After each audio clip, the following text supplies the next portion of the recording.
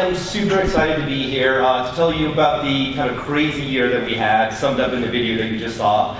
I'm also excited because this is a homecoming for me. I'm a product of Northland High School right here in Denver and the University of Colorado in Boulder. I like the hometown crowd.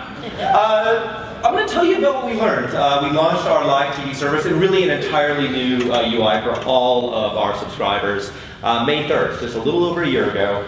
What we learned the last year, but I'm going to start the story just back in time a little bit for the context that we view the world through. So we just had our 10th anniversary at Hulu. And you can think of Hulu as really three distinct phases. The first phase, 10 years ago, it's going to sound really quaint now, but at the time, a fairly radical idea. Hulu was going to take last night's TV and make it available on your computer. And it was about proving out that we could drive incremental TV viewing, reach new audiences of TV through a different mechanism. Like I said, quaint idea now, radical idea then. And that was the first, really 3 years of Hulu. Also proving out that we could build a TV advertising business in a digital world.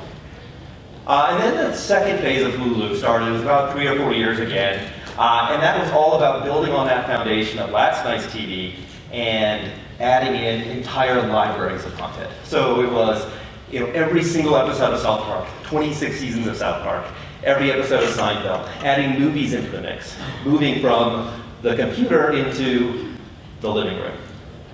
And that was about 3 years ago. We took a step back and really started thinking about what phase 3 of Hulu would be. And to do that, we wanted to broaden out both our vantage point and our view of TV viewers and the time horizon that we looked at. So as we looked around, this is largely what we saw. We saw a landscape that was just littered with broken relationships. And it wasn't that people didn't love TV or stopped loving TV or fell out of love with TV. People love TV. And we watch more video now than truly in the history of video. So it wasn't like people suddenly stopped caring about watching hockey or baseball or their favorite primetime show. What they stopped loving is how they were getting TV. Price to value just suddenly got all wrong. All of a sudden you wake up one day and you've got 600 channels. No one actually watches 600 channels, but you get the bill at the end of the month and you're pretty sure that you're actually paying for all 600 of those channels. So even if you watch a lot of those channels, the price to value is just not quite right. And then an artifact kind of happens if you have those 600 channels is you end up with these kind of horrific program guides where ESPN is channel 632. Why? No one really knows, but it is. None of it is something that a consumer enjoys when they just want to watch ESPN. So it's really broken. And then content rights windowing took over. And suddenly the way that content rights were broken out led to this kind of funny game. It was almost like hide and seek. Where is the show that you want to watch? Is it inside the EVG? Is it in some other strange part of your set-top box? Is it on another device? So now you've got multiple remote control experiences when you just want to go from watching the game to watching the show. Again, it's not something any consumer ever enjoyed. Customer service got to the point where it became the butt of late night TV jokes, horrifically bad, with really no one with optimism that it could get better. So the people love TV. They've broken relationships with TV itself. For us, that's where lies the opportunity. That's the unmet need. People still love TV. So what we decided to do was take a look at what happened in that time period. Backwards. What changed? Because as all of this was happening, there were 3 really important shifts that happened. This is really over the past 10 years. The first one is we live super different lifestyles than the world of TV. So the world of TV that largely exists today was invented when TV was a device that sat in a fixed place in someone's home, and you gathered around that device at specific times. That's not a lifestyle we live. We live these insanely on-demand, on-the-go lifestyles. Like we go to any city in the country, you pull your phone out of your pocket, you click the Uber app, you click the Lyft app, a car magically comes, picks you up, takes you where you want to go. You don't give it directions, you don't give it a payment instrument, it all just kind of happens. Huge change in our expectations of how TV should fit into this world that we live in. Second thing that happened, Netflix, Hulu pioneered binge behavior. This notion that it wasn't about watching a show when the programmer wanted you to watch the show or how much of it to watch. is that you are in control of that. It's a whole new mode of viewing, especially in co-viewing scenarios. I think everyone here probably has the set of shows that you binge, the set of shows that your significant other binges, and then that set of shows that you only ever watch together, or you're really in trouble. Binge behavior. Users have more control and want more control over television. I think the third thing, and this is one of the more powerful effects that we probably don't talk about enough, is consumer devices became great. We're only 11 years into iPhone right now, 20 years into modern game consoles. These devices are great and people love them in ways that I don't think anyone's ever loved the set-top box that's in their house. Or any kind of remote control that suddenly got so complicated that you think you could conquer financial markets or launch a space shuttle by pressing buttons on it. It became very unapproachable, whereas everything else in consumer electronics became super user-friendly, super convenient, to the point where now we rely on these devices, and if you realize you forgot your phone, the first thing you do is you turn your car around and go get your phone. All of these things have led to the point where consumer expectations have irreversibly changed. There isn't any kind of going back to a different world. These three things are present. So what we did is we decided just to strip it all away. Take away the content rights, take away the technology, take away everything that is TV for a moment, and what you're left with is a viewer. And we decided to build the entirety of the experience around the viewer. And it was Milo here, sitting on a bus, on his phone. It's the person that just got home from work, that wants to sit on the couch, and what they really wanted to tell their TV is, I just want to watch the game, don't make me work for this. It's sitting in the back of the Uber. TV needs to happen in all of these places, and it needs to be great in all of these places, because that's where the viewer is. So as we did this, there were three core foundational principles that we used. The first one is, it's not about live, and it's not about on demand, it's just TV. Don't overthink it, it's just TV. Users don't think about the world in the different modes of TV, they think about the shows that they want to watch, the relationships they have with Chip and Joanna, and Alton Brown, that's what TV is. So for us it was live and on demand, it's in one place, completely commingled. The second thing is to make time and place work for the viewer, not against the viewer. For us it was, let's take everything that we have seen and learned on time shifting and everything we have seen and learned on place shifting and take it to its fullest logical extent. How can we take all forms of TV and put the viewer fully in charge of time and place? And then the third thing, and what became the very kind of core principle of it all, is that it is TV fundamentally built around you. From the way that you use the interface to the types of content that exist, how they surface to you, it's TV built around you. So a scenario I like to tell here, a couple of them. First one is, you might not know this, but we have 7 tiny house shows on Hulu. There's Tiny Houses, Tiny House Hunting, Tiny House Big Living, Tiny Paradise, and like my favorite name of all time, Tiny Mansions. There's a whole industry of naming tiny shows, and it's not important that you know this or don't know this. I know this because these are my favorite shows, and Hulu knows it, and so that's what I see when I turn on Hulu. Every single one of our viewers has a profile, and every single one of those profiles is unique, because every person is unique. And for us at Hulu, we need to serve up what you want to watch when you want to watch it. And then we look at scenarios around live. We think about this idea of like, how do you make live work when you put the viewer in charge of time and place? I'm a huge hockey fan. 30 years going, my team has been the Los Angeles Kings. I actually managed to watch every single game this year live and in person at Staples Center or on Hulu. I didn't watch every single game live because there's times when I'm with my daughter and we're at Target and we're shopping, meaning she's shopping and I've got time to kill. I get the notification on my phone, hey, the game is on now, I can watch it right then and there when I want to, or I can watch it later. The game is being recorded automatically, I can watch it on any device that I want to at my convenience. So live has become on demand to me. These were our kind of key principles that we had going into to this last year. So let me tell you a little bit about how it went. For even some of you in here, I remember talking to a year and a half ago. And I told people inside of Hulu, I told our owners at Disney, at Fox, NBC, at Time Warner, the same thing. There are exactly 2 things that we know coming into May 3rd, the launch of live TV on Hulu. The first thing we know is we have very precisely 0 live TV subscribers. And we have very precisely 0 years of experience delivering content to those live TV users. So in every single world, we are going to learn a lot in this next year. And it turns out we learned a lot this year. So I'm going to go through what the key lessons are, and then I'll end with showing you kind of what's next. So the first thing that we learned, there were some things that we had these strongly held beliefs on, like I mentioned, that we were actually pretty right on, and it paid off huge dividends. There were also a few things that we didn't see coming. We had some blind spots. This is one of our big blind spots. The vast majority of our users, we can see through data, we can see their feedback, are super excited about this future of TV lifestyle, how it fits in the way they live. But there's still a lot of those viewers that are in transition. There are deeply habituated habits. We've got, 35 years of you walk into any household in America, there will be a remote control on a table, you can pick that up, hit a power button, hit a button that says guide, and you will get a list of channels.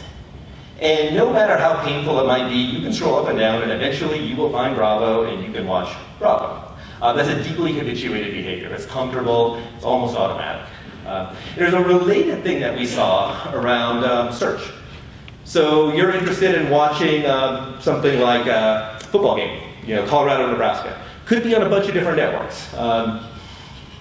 One way to do that is to open up a guide and look through all of the sports channels you normally do, see where the game is. Another way is to go to search and search for it. Search for Nebraska, search for Colorado. It will be the first thing you see.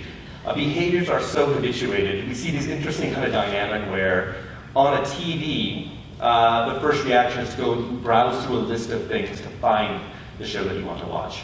But we would never do that on the internet. I don't think there's anyone that's longing for the days of AOL or Yahoo. We can browse through a bunch of text tags to find something. Go right to Google, you go right to Bing. So there are these behaviors, and they're totally fine. They're habitual, they're natural. What we learned is we didn't do enough in our experience to help the users in transition. And then there's one scenario that there's things for me as a product designer that later I cringe and I slap myself on the side of the head. And one of those happened to me when my mother-in-law came to my house and wanted to watch TV. And this is why I mentioned Bravo. She just wants to watch Bravo.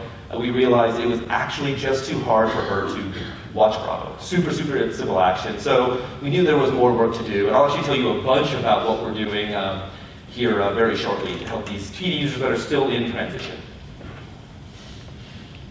The second thing that we made a big bet on personalization, TV built around you.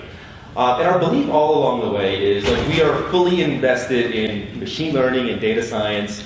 There are billions of hours of Hulu consumed. We see it when you watch an entire episode. We see it when you watch the strongest signal we have. You watch 3 episodes in a row. You are hooked on that show. You will watch that show to completion almost invariably all the time. We also see hey, they watched 2.5 minutes and bailed. That person is not coming back to the show. And across all of our 20 million viewers, we can put that together. And we have a pretty good idea of the basket of shows that we're likely to watch. But everyone in here is more than the algorithm that we subject you to. And there's a few scenarios that we made big bets on. One is right here as we launched. We didn't just launch all of our users into experience. Core to TV built around you is it needs to be built around you from the very first moment you use the product. So when you're new to Hulu, we put you through an onboarding experience. First thing we ask you really simply are, what are your tastes in TV? Because you know your tastes at this point a lot better than we do. So you love competitive reality? Great, we can serve that up for you. You say you like family dramas? We know you like family dramas. Next, in the segments that you chose, so for the user that chose competitive reality and family dramas, here are all the top shows in those genres. So family dramas, This Is Us, that's the show I like. So now the very first thing you see when you use Hulu is your favorite show. TV built around you from the moment. Sports teams, like I mentioned, tell us what your team is, because we will make sure that the first thing you see in the UI when they're playing is the game. No looking for what channel it's on. We'll record it for you automatically. We'll send you a mobile alert to let you know the game is on. So for sports fans, it's like, hey, got your back. Just tell us what you like. But there's a lot more to it. There's one thing I'll talk about a bit later, was we learned that there's a lot of things in TV that are less about your behaviors and algorithms, and they're more about what's happening in the world. It's the part of TV that's really about how we connect to each other, how we connect into things that become the zeitgeist. Those are super important, and those are fundamentally about smart human beings taking a look at in advance or in the day that this thing is going to be big, everyone is going to be talking about it, so we need to surface that up so that people can participate in that conversation. The second thing that we saw is just because a recommendation is great for you doesn't mean you haven't already watched the show. In fact, the better the recommendation is, because you watch TV all over the place, you have watched it. So we need to put the viewer more in control of the feedback loop. So it's not the algorithm in control of the viewer. It's not Hulu deciding what you watch. You are a full participant in this ecosystem. So if there's anything we learned, that TV built around you guys a much deeper extension into the algorithm and how the algorithm serves the viewer. It doesn't subject the viewer to content. And the third thing we learned, and this is when I do this talk, I always think of like the scientist that has like her groundbreaking study, and it's the scientist that tells you that she's proven that kale is good for you. Like you kind of knew it was true, but actually having the data is really important, and knowing how is it healthy for you and why it's healthy is actually really important. So live TV matters, not rocket science, but the specifics here are really important. Over half of the viewing in our live TV subscription is on demand. And that's not surprising. That's about putting the viewer in charge of time and place. But live TV does matter, and it matters in some very specific ways. The first one is sports. Sports, I will tell you, is the best place to aggregate viewership. It's the place to harness fandom and passion. From a business perspective, this is what drives subscriptions. This is what drives retention. People come for sports. People stay for sports. People watch a lot of sports. We'll talk more about sports and some of the things that we did as we really explored sports deeply. The next two things are things that kind of surprised us a bit, and we learned some things. The first one were live TV events. There's a set of live TV events that are actually more important, like I said before, to the conversation that you're going to have the next day. So, a good example we have right here, this is the Emmys from last year. Elizabeth Moss, I kind of home team this one. This is Elizabeth Moss winning the Emmy for The Handmaid's Tale from President Oprah Winfrey. And the reason I mentioned that is that was the thing that I talked about the next day, was the speech that Oprah Winfrey made. What we see on Hulu regularly for these types of events is there's something that I'm sure that all of you know a lot about, the Nielsen share, the percent of the live TV audience that watched any one given program. We routinely see for big events like Emmys, Grammys, State of the Union, double, if not more, share watching those events than you see on traditional television. It's about tapping people into the zeitgeist, because we can put that front and center. And I'm pretty sure if I went out on the streets here in Denver and found 100 people and asked them like when the Emmys were, like maybe a couple TV buffs would give me like, I think it's kind of like the start of fall TV, maybe September-ish. But when it's on, you know that you're going to be talking about it, you know that your friends are going to be talking about it, you know you're going to find a whole bunch of shows. So for us, that's about human beings putting the Emmys front and center, the first thing that everyone sees when they log on when it's on, and having the recap moments the next day. So you can go back because your friend told you about this crazy speech that Oprah Winfrey gave and why she's going to be the next president. And you can go watch that and decide for yourself. So live events and the way that we can tap into those has been fascinating. And the last one on here, frankly, has been my biggest surprise of 1 year of live TV. So the average age of a Hulu audience this year is 31. It went down from 33, distinctly younger than broadcast cable television, which is going to be more high 50s, low 60s, so talking a full generation to a generation and a half younger. They watch a lot of news. And they watch news in the ways that you might think. We definitely have a cohort of users that watch one of two channels, and they watch over 80% of their viewing are on one of these two channels. It's Fox News and it's MSNBC. Partisan news viewing, they love it. If there were more of it, they would probably watch more of it. So we have those users, and that's relatively uninteresting. We knew we would have those. What's interesting is how viewership shifts when something important in the world happens, and how people turn to television to find out more information. The first time we really saw this in like a big way was on in September of last year. It was September 6th. It's a Saturday. It was that morning about, it was at 5 o'clock Pacific time. CNN, which does well on Hulu, it's never the top network on Hulu, suddenly became the top network on Hulu by a lot. which gave us the clue that something was happening in the world. That was when Hurricane Irma hit the south coast of Florida and Georgia. In Florida, Georgia, Alabama, and Mississippi, people turned to their local news. So for us, it was that morning, okay, the first thing inside of the Hulu UI needs to be CNN all-day coverage of the hurricane. If you live on the Gulf Coast, it's your local news providers. And then by about noon, all the national networks had flipped on hurricane coverage. That's what we had featured in our UI from all of the broadcasters. But by 12:30, you know, it's America. It's college football. Ohio State played that day, the national game on ABC. The world shifted over to Ohio State. We shifted over our UI to it. So news has been fabulous, and I think there's a lot more to do there. As we think about the way that people view news and how they turn to it, of us taking a lot of the things that I'll tell you in a minute here about sports and applying them to news. So sports. There's some interesting things you can do with sports when you take it out of an EPG, you take it out of the set-top box, and you put it into an app and make it work more like an app and less like TV. There's 3 things we did this year that I'm super excited about. The first one was about serving the mega fans. We worked with ESPN for something they call the MegaCast. You can watch the game on ESPN, or you can watch it 6 additional ways. My favorite view is they had what they call the Homer channel. So you're watching the game that's on ESPN, but if you're from Georgia, you're a Bulldogs fan, you get to hear the game from the University of Georgia radio announcers. It's the kind of game that you want. That's TV built around you. Super successful. That was about serving the mega fans.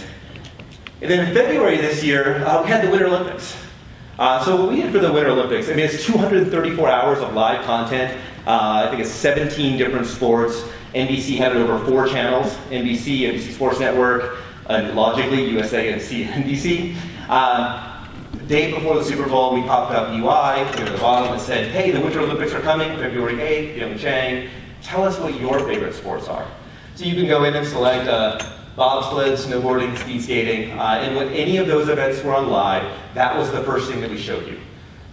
So we saw things like day in, day out during the Olympics, during that 15-day span, over 40% of our live subscribers watched NBC Sports Network. That does not happen anywhere else because they were tuning into their favorite sport. Snowboarding, bobsledding did really well. And then we had highlights, every single medal-winning event from the Olympics. But it's more than just sports at the Olympics. It's also about all of the moments in the last 40 years where Saturday Night Live had made fun of the Olympics, having that collection. It was about the most watched non-sporting event on Hulu during the Winter Olympics, The Bachelor Winter Games Edition, where the Bachelor and the Bachelorette did vaguely Olympic things. But it was part of that zeitgeist of the Winter Olympics were inescapable. And then a month later, we worked with our friends over at Turner to develop a personalized experience for March Madness. Similar to the Winter Olympics, tell us what your men's team is, tell us what your women's teams are. We'll make sure that game is front and center, we'll send you a notification, we'll record it for you, full highlights, and for the first time, taking that sports experience out of live into our SVOD product, and focusing on things like, here's the buzzer beaters, here's the recap of the game, here's the sounds of the game. You all went to bed, but Florida State came back and beat Xavier. Here's 5 minutes to catch up on what happened. Super powerful, super successful, something that we'll do a lot more of in the future. So what's next? That's a little bit of where we started, what we learned along the way. So what's next for us is a lot about 2 things.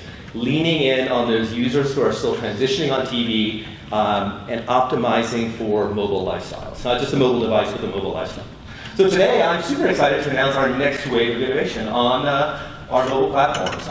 Next week, we'll launch a set of features around optimizing for mobile, personalization features, and the last column of things, which I like in a lot of ways the best here, because these are a set of things that over the last year, our viewers have told us that they really, really want.